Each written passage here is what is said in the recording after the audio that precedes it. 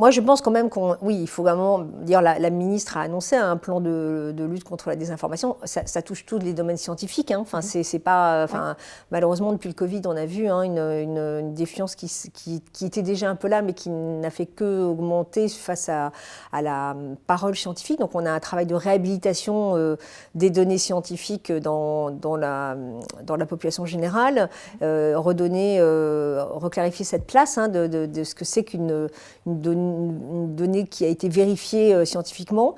Donc effectivement, tous les champs de l'agence sont concernés et c'est vrai que c'est un peu nouveau pour nous parce que jusqu'à présent, quand vous aviez des très grands spécialistes qui parlaient de greffe d'organes ou autre, il y avait quand même une grande confiance et c'était même quelque chose qui était valorisé et il y avait des paroles d'experts très respectées. C'est plus forcément le cas. Donc le défi, la balle est dans notre camp. À nous d'arriver aussi peut-être à parler différemment aussi.